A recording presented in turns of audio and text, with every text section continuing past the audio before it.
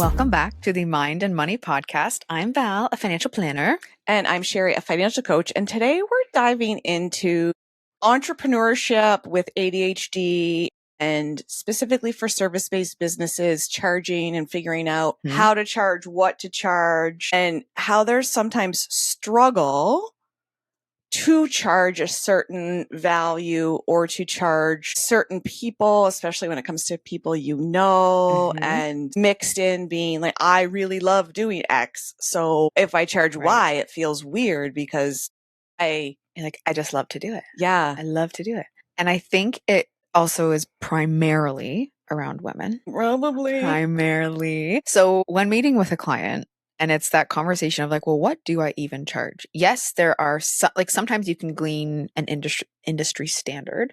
First, you should know what you charge long before you meet a client. Well, yes. But sometimes it happens on the go, or as your business is evolving from more of that, like, oh, I was doing this on the side and now I'm doing this more full time, getting more serious about it, and or price increases will happen. So yes, you can kind of ballpark sometimes, but not always. And a lot of industries make pricing be this like secretive thing. If you go to 5 websites for the business that you have to try and do a little market research and you see 0 prices, it's sometimes hard then to be, well, where do I even start? I have and some professions and industries are very secretive about what they charge. And for me, that's a lot of like shadiness because if I'm considering a service and I can't find any pricing on the website, I'm probably not going to take any next steps because I don't want to waste my time or your time. If my budget is $500 and you're going to charge $5,000. Yep. But also, and there's back and forth, I think, in the coaching industry too, about having it or not having it. But my experience working with entrepreneurial women with ADHD is they are wildly undercharging in so many cases. And when we start to look at their prices, and there's no carte blanche advice, but my most common advice when it comes to pricing is double it because they're undercharging so significantly. And this is where it comes into that. I love to do it and I would do it for free if I didn't need an income. And the other part of that is it feels easy to me. So how can I justify charging X? And that's because you are an expert in it. It's going to feel easier, especially if it's a topic you love. Yes, you're passionate about it. You're plugged into it. You love working in that space, but do you want to be in it full time? Do you have, like, with how I've done it with a client before, she was service-based out of her home and she quit her job before we met, which was fine. But then it was not fine. She had done coaching with a business coach and had the logo and had the website. And I said, okay, did you also talk about how much you need to make each month? And she said, oh, no, we didn't do that. And I said, okay. And she had paid that coach, I think, close to $10,000. I have a blog currently in the queue for exactly this, like the numbers you need to know before you jump into your business full time and leave a job. So that I think had to come into, in my process, that comes into the pricing. Yes. In the sense of, okay, what is, like, whether it's hourly rate or per project, it really depends on what your service is.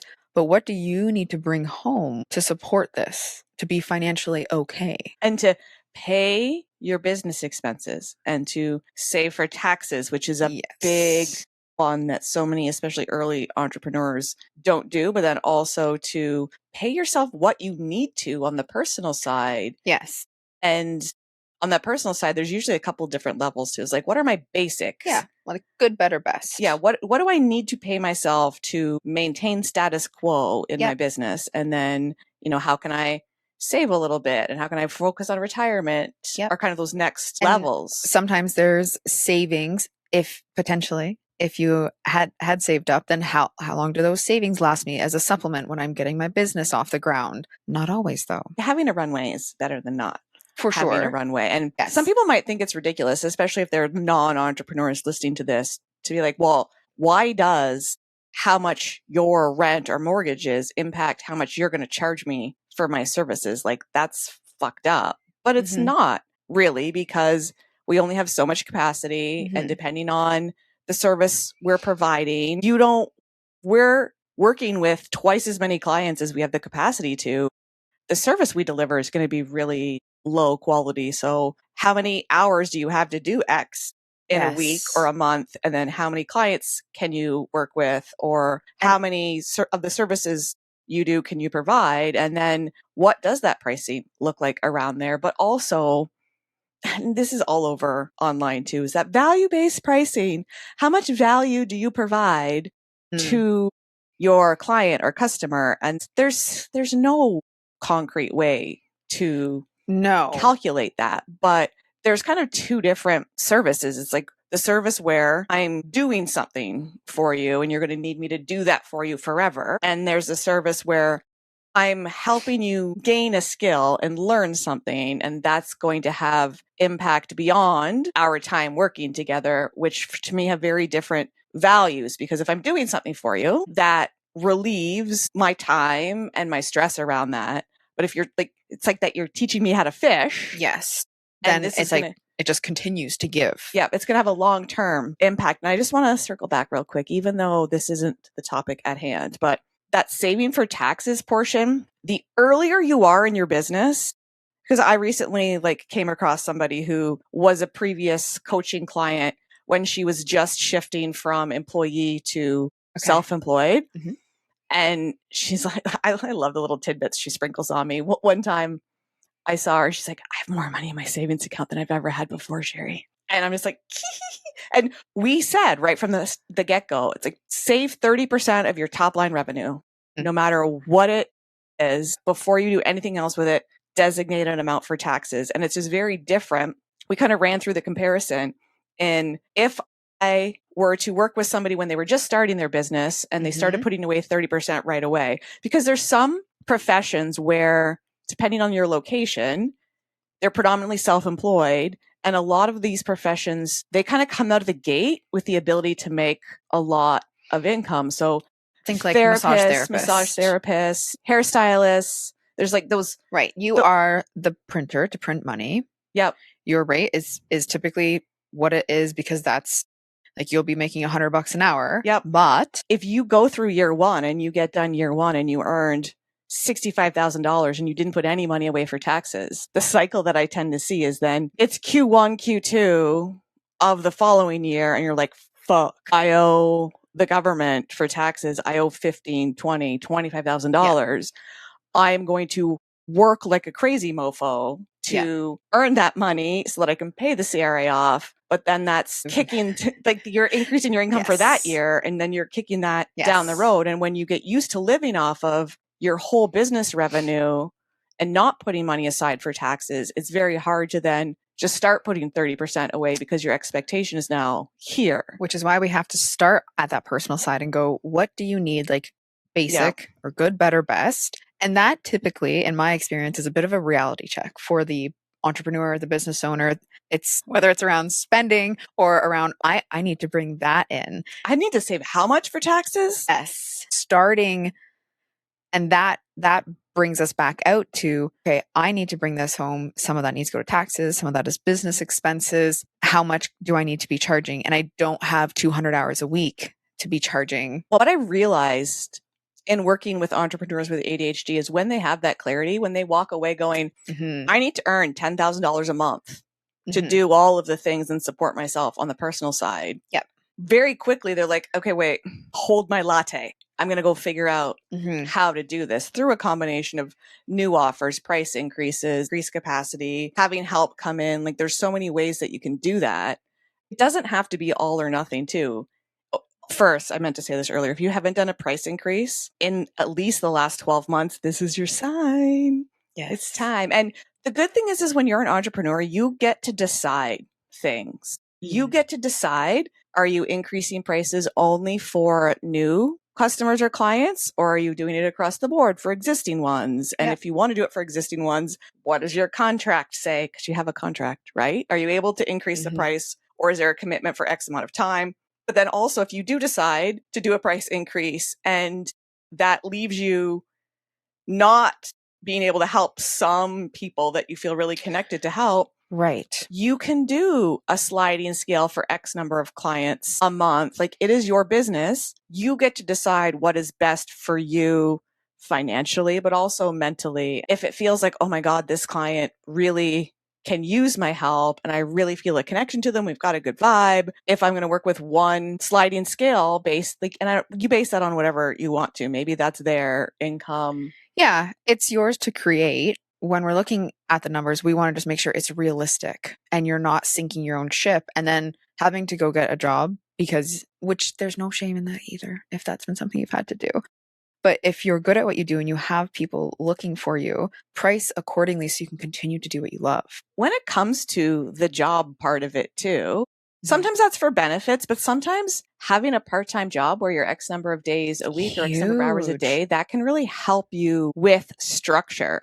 So if you want to start work at 10 o'clock in the morning and you have a challenge getting there and you're finding yourself starting work at 1, can you change the time you start work? Can you shift it? Does your life allow that? But B, maybe having that job where you're like, from 9 to 10, I'm going to work and do this, and that can help you create some structure, which sometimes we really need. It also really helps with cash flow. I have a client right now starting a business, still working part-time. They need to there's less pressure on their business to support them because there's still part-time cash flow.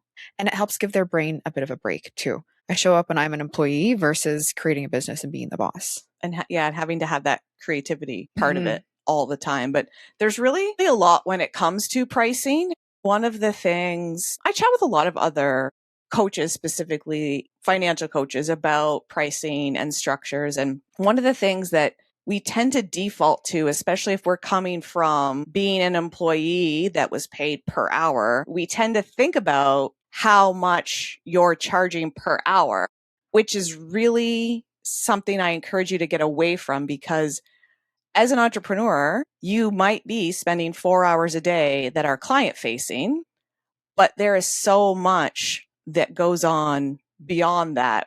Some of the work is for the client. Some of the work is admin work for you. There's marketing. There's all of those things. So if you were making $30 an hour at a job and you go to charge $30 an hour, but you're only having those client facing hours 50% of the time, you're giving yourself a 50% pay cut. And when you have those conversations with clients or potential clients about working together, if you're quoting this much per hour, they very quickly go to, well, I make $40 an hour. Why the fuck am I going to pay you $100 an hour? Especially for folks that aren't entrepreneurs, that don't understand the behind the scenes. So focusing on putting things together that are based on results and deliverables and not connected to per hour. Yours is like more of that package mindset or membership aspect. But for some, hourly does still make sense. But you might see more resistance around the typical mindset that goes, but I make this. Why would I pay you that? However, it can be hard for a lot of people to swallow the, like, how much? What? So although there is a lot, it's not to discourage you by any means. It's to take a look at what your pricing is, or if you're starting out and creating it from the ground up, reach out to someone like Sherry or myself and have a different mind look at it. Because sometimes it's just reaffirming that confidence in it. Like, yes, you do need to charge for that. Yes, charge for that. Hopping on a quick call, somebody picking your brain. Find a way to charge for that. And when it comes to price increases too, the general information out there is to have it be based on the calendar year and having it be like a January rollout. Larger price increase, like maybe that's 5% a year or whatever. But I like to look at alternative ways too, because often the smaller increases can help us make those shifts with more confidence, especially when you're early in your business. So thinking about every 3 clients or every 5 clients I work with, I'm going to increase my price by X amount.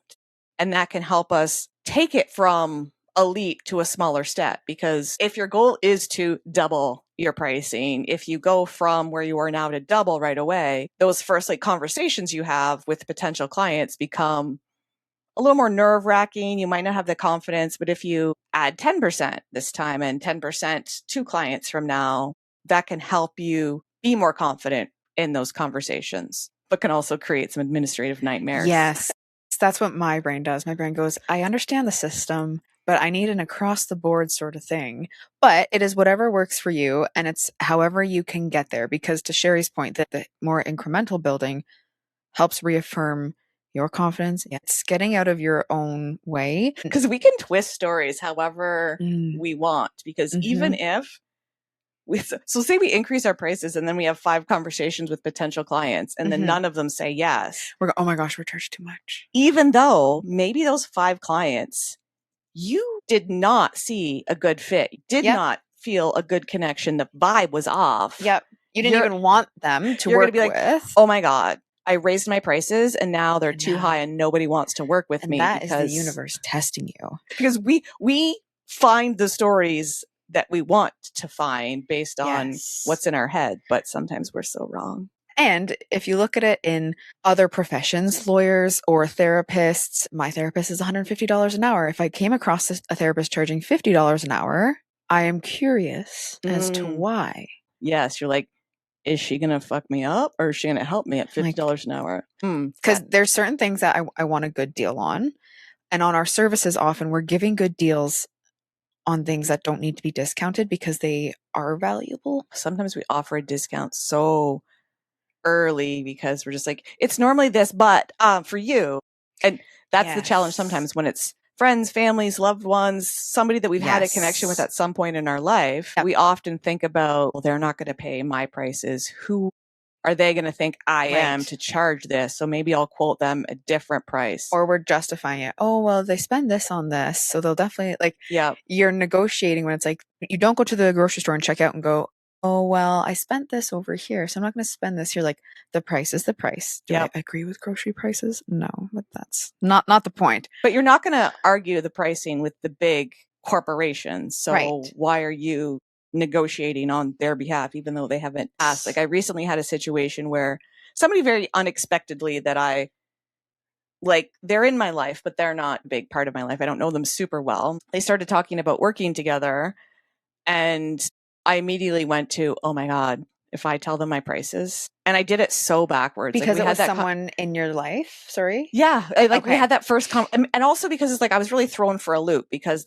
normally when somebody's interested in working together, they book a consultation, we talk about it, we do the vibe check, and then if it's a yes, and we start talking about next steps. So this was completely out of left field. And then I started going, oh my God, what am I going to do? Do I offer them a discount? Like they're going to think I'm crazy for charging these prices because they've never, and then like, no, I put my coaching hat on and coached myself, be like, no, what would you tell somebody else that was thinking this?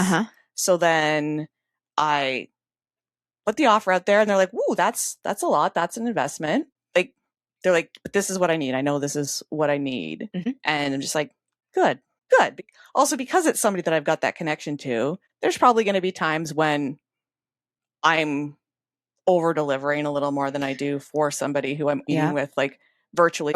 Your value does not decrease based on who somebody is. And maybe there's that situation where they're like, fuck, I don't think I can work that into my budget or afford it, but I still really want to work with you. Yeah. And then there might be that conversation around, okay, like let's look at your numbers and let's see what really works and then go from there. Because then a lot of times people have no idea where their money is going. It's like, yeah, this easily fits in your budget. We just have to do this, this, and this. So just know it's okay. Where we kind of came back to before is like, it's okay to have some sliding scales, especially for people that are in your life or that you love, and knowing like, yeah, it's your business. You get to decide, but have some boundaries around it and have a contract. Have something that's like you saying exactly what the rules and the boundaries are around your services and your fees and all of that. And if you're new to coaching and you're new as a service provider, it's okay to double your prices. It's okay, because I don't know that I doubled, but I think I was in like year 1, like month 14 or 15.